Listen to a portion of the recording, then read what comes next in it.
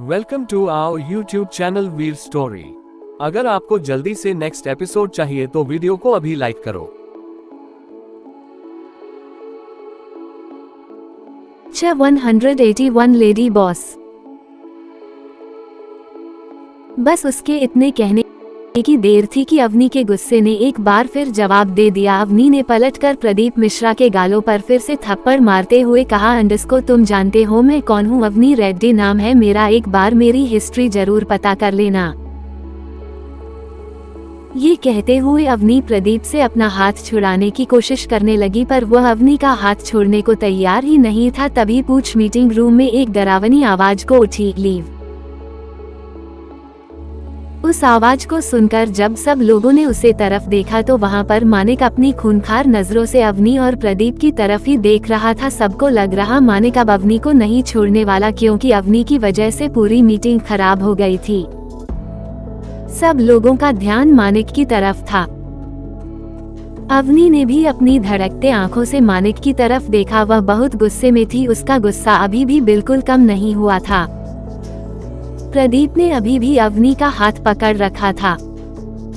अवनी ने मानिक की तरफ देखा और फिर कहा, I am sorry but I have to do this. ये कहकर अवनी ने प्रदीप को हाथ घुमा दिया और उसे जमीन पर पटक दिया। हर कोई अपने मुंह पर हाथ रख अवनी को ही देख रहा था। प्रदीप कोई मामूली आदमी नहीं था, वह भी एक जानी मानी हस्ती थी। वह एक बिजनेसमैन था। किसी की भी कुछ बोलने की हिम्मत ही नहीं हो रही थी। एक तो मानिक कितने गुस्से में था, ऊपर से बात को इग्नोर पर सामने इस तरह जमीन पर पटक दिया। अब पता नहीं मानिक अवनी के साथ क्या ही करने वाला था। वही धैर्य को अच्छे से पता था मानिक अवनी से कुछ भी नहीं कहेगा, और अगर मानिक अवनी को कुछ कहेगा भी तो अवनी उसकी सुनने वाली नहीं थी, क्योंकि वह अवनी थी। मानिक अपनी चेयर से खड़ा हुआ और मानिक प्रदीप की तरफ आने लगा। ये देखकर प्रदीप तुरंत जमीन पर से खड़ा हुआ। उसने मानिक की तरफ देखकर कहा, आई एम सॉरी सर, यह इस लड़की की चाल है कैसे हम सब का ध्यान भटकने की, या तो इसे फ्री की पब्लिसिटी चाहिए। आपको तो पता है ना ऐसे लोग सक्सेसफुल होने के लिए कैसे कैसे हथकंडे अपनाते हैं। अभी यह सबके सामने बोलेगी मैं इसे गलत तरीके से छू रहा था। प्रदीप की बात सुनकर सब लोग अवनी को इस नजरों से देखने लगे थे। निशा जी को लग रहा था कुछ तो गलत है, पर क्या उन्हें समझ नहीं आ रहा था। मानिक अवनी के सामने खड़ा हो गया। Why did you stop? Manik के बात सुनकर जहां हर कोई हैरान था, वही अवनी के होठों पर मुस्कान आ गई। अवनी ने मुस्कुराते हुए कहा, अगर यहाँ पर मैं इसे मारूंगी तो प्रॉब्लम हो सकती है, सफाई से मारना पड़ेगा।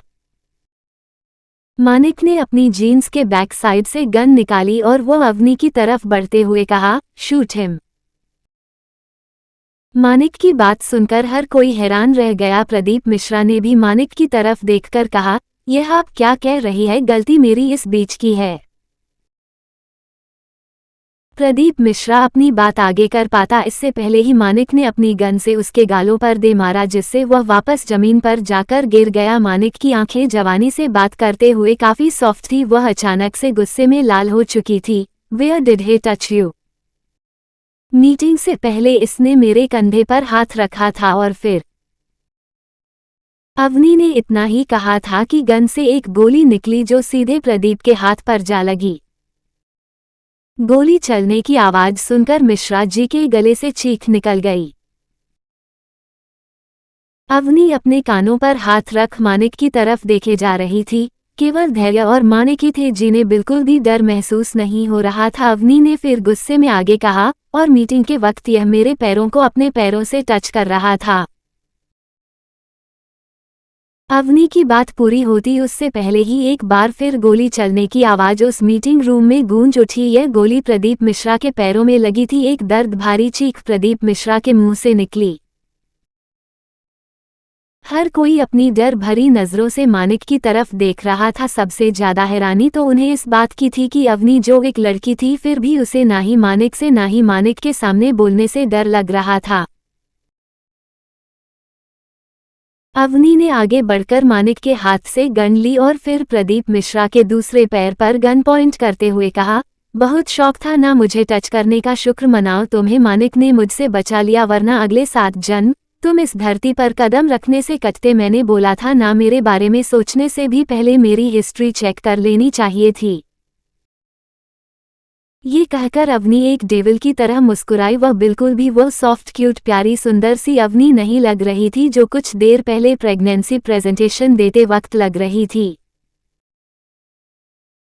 ये बोलकर अवनी ने एक गोली प्रदीप के दूसरे पैर में दे मारी। प्रदीप के पैरों से हाथों से खून बहे जा रहा था, दर्द से उसकी चीख निकल रही थी। ये देख अवनी ने धैर्य से कहा, इसे यहाँ से लेकर जाओ वरना मेरे कान के पर्दे फट जाएंगे। उसने प्रदीप की तरफ देखकर अपनी गर्दन झुकाकर कहा, जी मैम बस। ये कहकर धैर्य आगे आया और उसने मीटिंग रूम के बाहर बॉडीगार्ड्स को प्रदीप को वहां से लेकर जाने का ऑर्डर दिया। वही सारे शेयर होल्डर हमेशा सब हैरान शौक में थी। आखिर धैर्य अवनी को बस क्यों बुला रहा था और मानिक अवनी की हर बात क्यों मान रहा था। यहाँ तक कि मानिक जो किसी को अपने पास तक नहीं आने देता, वह अवनी को खुद को टच करने दे रहा था। उसने अपने हाथों से अपने को गन दी थी। मानिक ने अपनी पॉकेट में हाथ डाला। वह अवनी से कुछ कहता है इससे पहले ही अवनी ने चेयर पर हाथ रखकर मीटिंग हॉल में मौजूद सबकी तरफ देखते हुए कहा, एक और बात, बजाज कॉरपोरेशन जो जमीन गांव वालों से खरीदने वाली थी वो जमीन पहले ही प्रदीप मिश्रा ने खरीद ली थी और यह केस करने का प्लान ये सब प्रदीप मिश्रा का ही था ताकि वो उसे लैंड की डबल ट्रिपल कीमत बजाज कॉरपोरेशन से ले सके। और मुझे पूरा यकीन है ये लैंड टेस्टिंग की रिपोर्ट में भी गड़बड़ प्रदीप मिश्रा ने ही की होगी। सारे प्रूफ इस पेन ड्राइव में है। Case solved. अवनी की बात सुनकर वहां मौजूद एक बूढ़े आदमी ने ताली बजाने शुरू की। वो बजाज कॉरपोरेशन का बहुत पुराना शेयर होल्डर था। उसके साथ ही बाकी सब ने भी तालियां बजानी शुरू की। अवनी ने उसे बुद्धि से होल्डर की तरफ मुस्कुरा कर देखा और फिर मानिक से कहा, मेरा काम हो गया है। मानिक ने अपने गर्दन में हिलाई। उसे अपनी बीवी के पास बहुत प्राउड हो रहा था। अवनी ने अपने साथ गलत होते देखा तो उसने ये बिल्कुल ध्यान नहीं दिया वह कौन सी जगह पर है। तुरंत उसे आदमी को सबक सिखाया। यही बात तो अवनी को सबसे अलग बनाती थी। अवनी वहां से जाती से पहले ही मानिक ने अवनी का हाथ पकड़ा और अवनी को मीटिंग रूम में मौजूद सबसे इंट्रोड्यूस करवाते हुए कहा, meet my wife Avani Reddy, the lady boss of Bajaj corporation. ये बोलते हुए मानिक मीटिंग हॉल में सबकी तरफ देख रहा था। वही मानिक की बात सुनकर अवनी की नजरें मानिक पर गई। वह एक तक मानिक को ही देखने लगी। उसे सच में आज बहुत खुशी हो रही थी। उसका मन तो कर रहा था वह भी आसमान में उड़ने लगी। खुद उसे सबके सामने अपनी वाइफ के रूप में इंट्रोड्यूस करवा रहा था। वही मानिक की बात सुनकर मीटिंग हॉल में मौजूद हर कोई शौक में चला गया। क्या सच में यह उनकी लेडी बॉस थी? यह मानिक बजाज की वाइफ, बजाज फैमिली की बहू है। निशा जी तो सबसे बड़ी शौक में थी। उन्हें यकीन नहीं हो रहा था जिस लड़की को उन्होंने कल इग्नोर किया था वो उनकी लेडी बॉस थी। आज मीटिंग में जिसने भी अपनी पर सवाल उठाए थे उन सबको खुद पर पछतावा हो रहा था। कहीं मानिक उन्हें कोई सजा ना दे। उन सभी को प्रदीप मिश्रा का हाल अच्छे से याद था। सिर्फ अवनी पर गंदी नजर डालने के बदले ही उसे 3-3 गोली अपने शरीर पर खानी पड़ी थी। मानिक की बात समझते ही वहां मौजूद सभी लोगों ने अवनी की तरफ देखकर अपनी गर्दन झुकाकर कहा, हेलो लेडी बॉस। अवनी यह सब देखकर हैरान थी। क्या सच में ये लोग उसे लेडी बॉस बोल रही थी? अवनी को यहाँ से बहुत अजीब लग रहा था। अवनी की तरफ देखा, उसे कुछ समझ में नहीं आया। मानिक अवनी की बहुत करीब खड़ा था। उसने कहा, तुम उनकी लेडी बॉस हो, यू डिजर्व दिस। मानिक की बात सुनकर अवनी ने अपनी आंखों को रोल करते हुए कहा, क्या यह मीटिंग खत्म हो चुकी है? मुझे बहुत भूख लगी है। अवनी की बात सुनकर मीटिंग हॉल में मौजूद हर कोई अपनी गर्दन ऊपर कर अवनी को हैरत भरी नजरों से देखने लगा। क्या सच में अभी एक आदमी को इतनी गोलियां चलाने के बाद अवनी को भूख लग रही थी? सब लोगों को अपनी तरफ इस तरह देखता पाकर अवनी ने मानिक को कंफ्यूजन लोग से देखकर पूछा, क्या मैं कुछ गलत कहा? ये सब लोग मुझे ऐसे क्यों देख रहे हैं? मानिक जो अपनी बीवी को अच्छे से जानता था उसने अपनी गर्दन नामे हिलाई और फिर सबकी तरफ देख कहा, मीटिंग इज ओवर। ये कहकर मानिक अवनी की कमर पर हाथ डाले उसे लेकर वहां से चला गया। मानिक अवनी के जाने के बाद भी उसे मीटिंग रूम में मौजूद सारे शेयर होल्डर अभी भी हैरान थे। धैर्य जो वहां मीटिंग रूम में मौजूद था उसने सभी की तरफ देखते हुए कहा, बॉस की शादी की बात अभी तक पब्लिकली अनाउंस नहीं हुई है और बॉस भी यही चाहेंगे कि यह बात इस मीटिंग रूम से बाहर न जाए, किसी को भी लेडी बॉस के बारे में पता नहीं चलना चाहिए। धैर्य की बात सुनकर सभी लोगों ने अपनी गर्दन हाँ में हिलाई। उसके बाद धैर्य भी उसे मीटिंग रूम से बाहर निकल गया। अवनी रेड्डी से लेडी बॉस। निशा ने अपने मन में कहा। उसे याद आया कैसे सिया कल अवनी को परेशान कर रही थी। अब निशा को सिया के लिए डर लग रहा था, कहीं अवनी सिया के बारे में मानिक को ना बता दे। वैसे तो अपनी खुद भी इतनी खतरनाक थी, पता नहीं क्यों उसने सिया को इतनी आसानी से छोड़ दिया। शायद कल सिया का दिन लकी था, मिशा जी यही सोच रही थी। वहां मौजूद सभी लोगों को एक बात तो आज अच्छे से समझ में आ गई थी, अवनी भी बिल्कुल मानिक की तरह थी। उसे भी बिल्कुल दया नहीं आती थी, अगर वह गुस्से में हो तो मानिक से भी ज्यादा खतरनाक हो जाया करती थी। आज उन सब लोगों ने अपने बॉस के साथ लेडी बॉस का गुस्सा भी देख लिया था। वह लोग खुद को लकी भी समझ रही थी, जो उन्हें सबसे पहले मानिक बजाज की बीवी के बारे में पता चल पाया। मानिक की बॉडीगार्ड प्रदीप को लेकर अस्पताल चले गए थे। अवनी नहीं जाती थी प्रदीप इतनी आसानी से मर जाए। वैसे भी प्रदीप अपाहिज हो गया था और अब वो किसी लड़की को परेशान नहीं कर सकता था, इसलिए अवनी ने मानिक को प्रदीप हॉस्पिटल भेजने के लिए कहा था। बेचारे प्रदीप को तो यहाँ तक नहीं पता था अवनी मानिक की बीवी है। मुझे तो यही लग रहा था शायद मानिक अवनी की खूबसूरती के ऊपर फिदा है, आखिर इतनी खूबसूरत जो थी।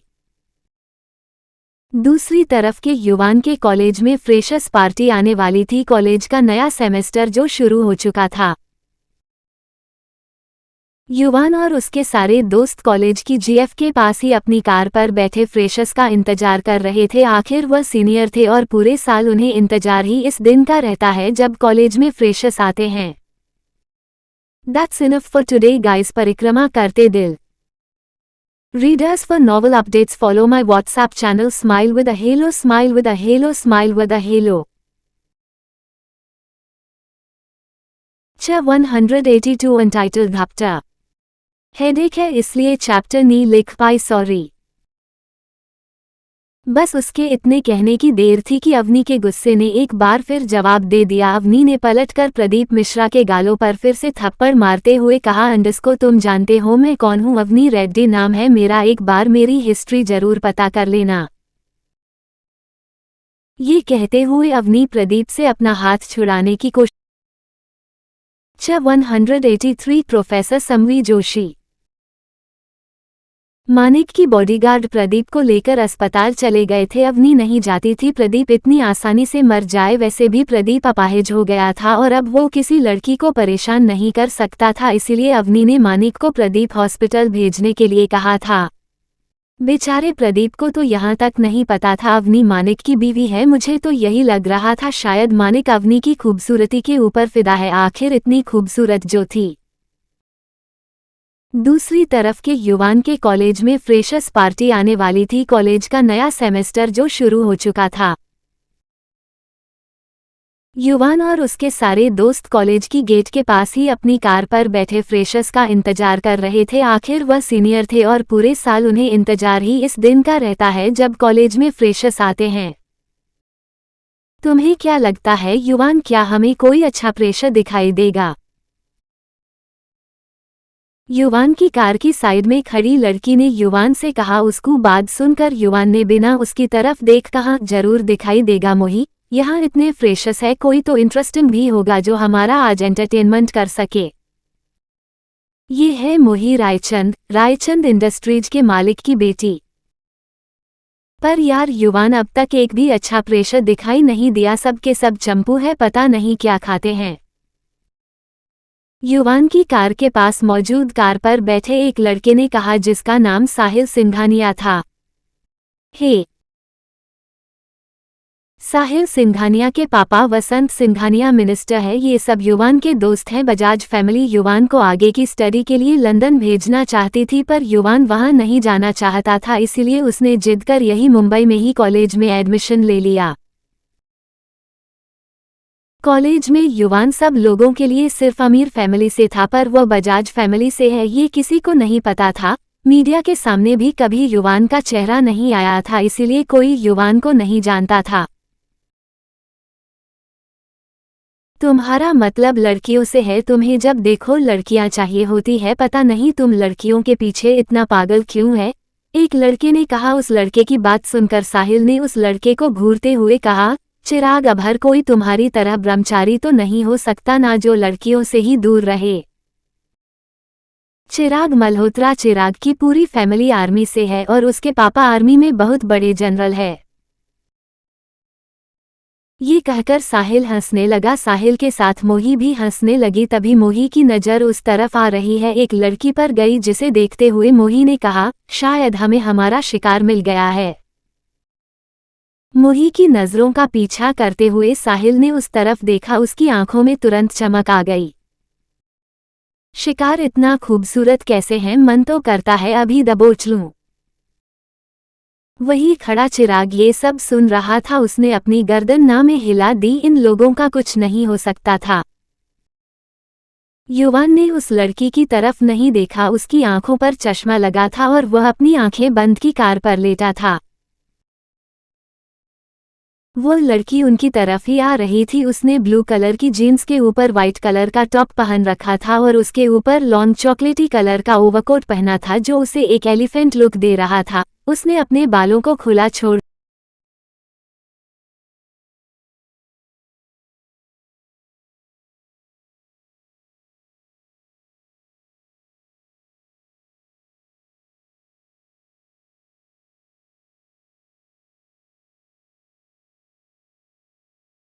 उसने अपने बालों को खुला छोड़ रखा था। वह दिखने में बहुत खूबसूरत लग रही थी। बहुत से लोगों का ध्यान उसकी तरफ अपने आप ही खींचा चला गया, पर वह लड़की अपने कानों में हेडफोन लगाए सभी को इग्नोर करते हुए सामने की तरफ चली जा रही थी। वो लड़की जैसी है चिराग और उसके दोस्तों के सामने से गुजरने को हुई, मोही ने उसे रोकते हुए कहा, अरे मैडम, बिना रजिस्ट्रेशन के कहाँ चली जा रही है।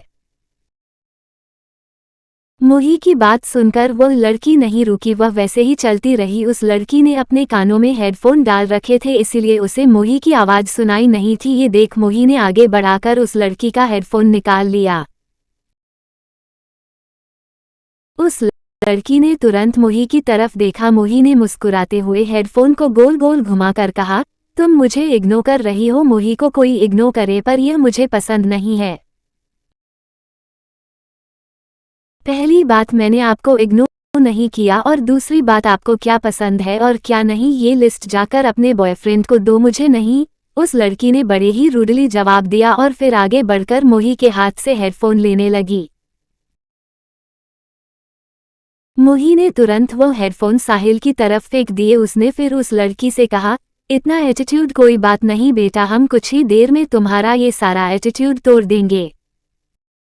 उस लड़की ने अपनी गर्दन के पीछे हाथ रखा और मोही की तरफ देखा।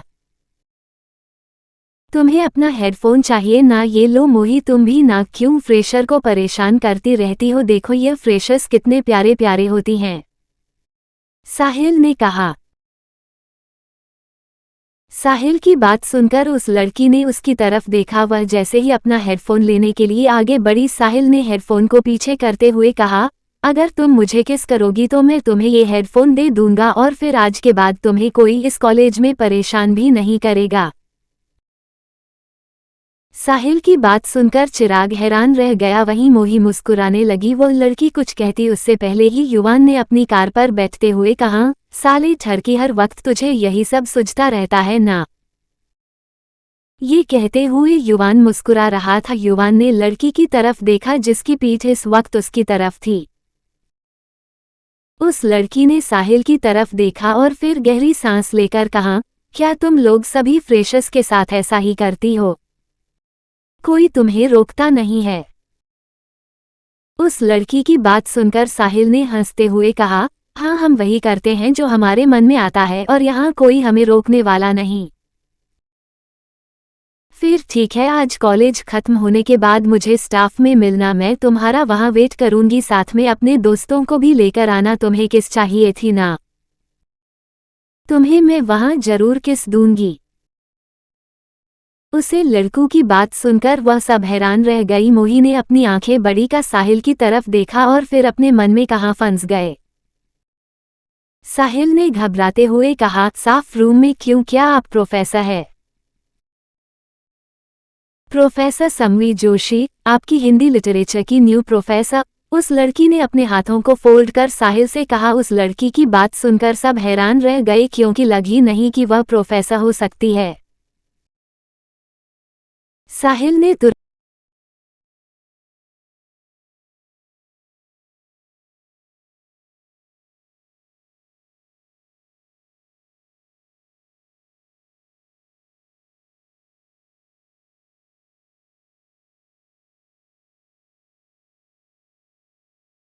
छ 184 नानी माँ।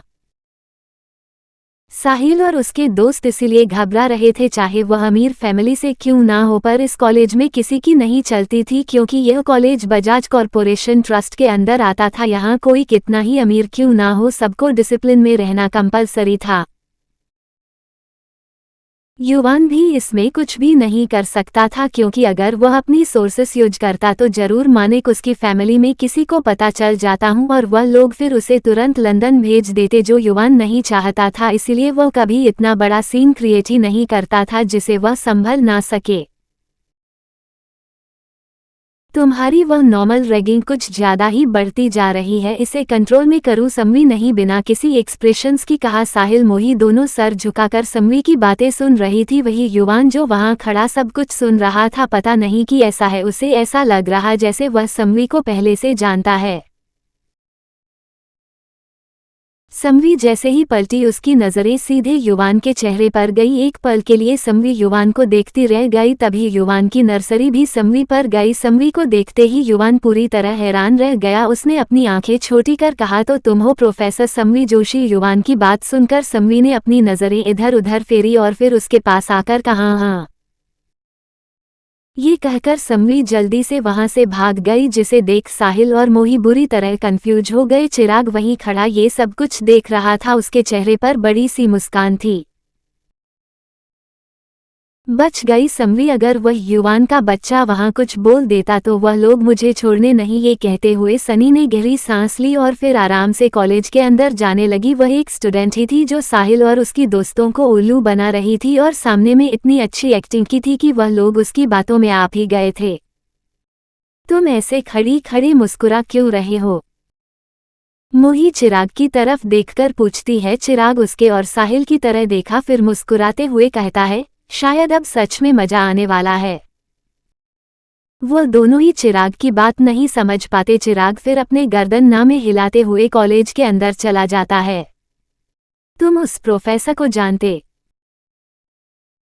साहिल ने युवान से पूछा, पर युवान को तो जैसे उसकी कोई बात सुनाई ना दी हो। उसकी तो नजरें अभी भी कॉलेज की तरफ ही थी जहां से समवी भागती हुई गई थी। युवान फिर सीधे कॉलेज के अंदर चला गया। ये देख मोही और साहिल कंफ्यूज हो गई। मोही ने साहिल से कहा, अंडर्स को कहीं वह प्रोफेसर प्रॉब्लम क्रिएट ना करें।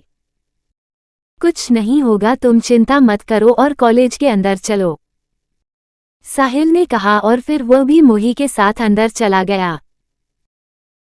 दूसरी तरफ मानिक के केबिन में मानिक अवनी को लेकर केबिन में आया। केबिन में आते ही मानिक ने अवनी को अपनी बाहों में भर लिया। ये देख अवनी कंफ्यूज हो गई। मालिक ने उसे कसकर अपनी गले लगा रखा था। यह आप चिपकू राम क्यों बन रहे हैं पतिदेव? अवनी ने कहा। मानिक ने कुछ नहीं कहता, वह ऐसे ही अवनी को अपनी गले लगाए खड़ा रहा। थोड़ी देर बाद जैसे ही मानिक अवनी से दूर होता है, अपनी उसे घुटते हुए कहा, मैं आपको भी नहीं छोड़ेगी अगर ज्यादा मुझसे चिपके तो। अच्छा, तुम क्या करोगी? मानिक ने अवनी की तरफ देखकर मुस्कुराते हुए पूछा। अभी तो मैं कुछ भी करने के मूड में नहीं हूँ, मुझे घर जाना है, मेरा यहाँ पर काम वैसे भी पूरा हो गया है। उनली न्यायालय से कहाँ आने की बात सुनकर मलिक मुस्कुराते हुए उसके बालों को कान के पीछे कर कहा, तुम रूम में जाकर आराम कर लो, थोड़ी देर में हम साथ में घर चलेंगे। मानिक की बात सुनकर अवनी ने अपनी गर्दन आप एक लाए ऑफिस सीधा उसे रूम की तरफ अपने कम घूमा थी। अवनी को बहुत नींद आ रही थी, इसकी वजह ये थी कि बड़ी खुशी सोते ही नहीं देता था। अवनी के जाने के बाद मलिक ने तुरंत अपना फोन निकाला और धैर्य को कॉल किया। वो हर पल इतना तड़पना ना चाहिए कि वो मौत की भीख मांगे। मानिक ने गुस्से में कहा। मानिक की बात सुन धैर्य ने ओके कहा। वह पहले ही समझ गया था मानिक कुछ ऐसा ही कहने वाला है।